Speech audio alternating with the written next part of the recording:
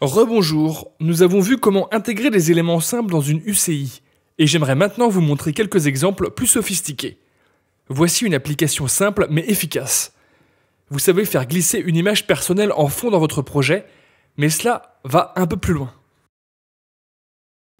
Ce fond est conçu pour que l'UCI ressemble à une table de mixage réelle. Il a des plaques graduées autour des faders et en bas de chacun, un faux adhésif de masquage avec des noms écrits à la main qui font vraiment penser à un spectacle live. La fonctionnalité de cette UCI est simple.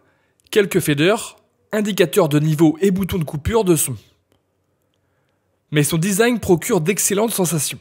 Ces boutons solo sont en fait des images personnelles avec une transparence dans le texte. Et ils utilisent un script personnalisé pour déclencher le bouton situé dessous quand vous cliquez sur l'image. On a donc l'impression que le mot solo s'allume.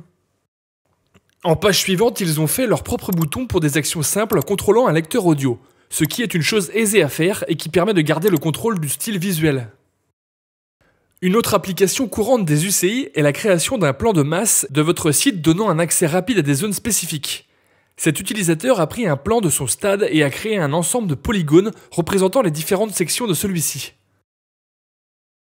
Il a appliqué des contrôleurs boutons de coupure de son à ces polygones, pour rapidement couper différentes sections du stade rien qu'en touchant la partie voulue du plan, ou en utilisant les presets sur le côté qui sont associés à différents snapshots. Et il a fait la même chose pour le hall qui fait le tour du stade, cette fois en utilisant des boutons simples plutôt que des polygones, et il a placé les commandes de gain général en plein milieu. Vous pouvez pousser cette idée encore plus loin si vous avez des illustrations plus détaillées. Un logiciel gratuit comme Google SketchUp vous permet de construire un modèle 3D sur votre site. Pour un stade comme celui-ci, il en existe peut-être déjà un, et il vous suffira alors de le télécharger. Vous pouvez ensuite trouver l'angle qui vous plaît, en exporter une image, et avec un logiciel de retouche comme Photoshop, créer des transparences dans les zones voulues, puis créer une conception interactive.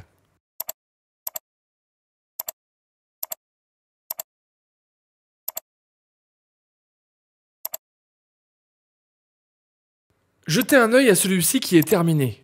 Les boutons sous-jacents sont toujours de simples polygones, mais grâce à l'image superposée avec toutes ces découpes, vous obtenez de remarquables détails ou des effets comme cette ombre projetée par la tribune supérieure. La dernière chose que je voulais vous montrer n'est pas forcément extraordinaire, mais néanmoins utile. Un composant de la section Layout de la bibliothèque pour schéma s'intitule Pop-up Button.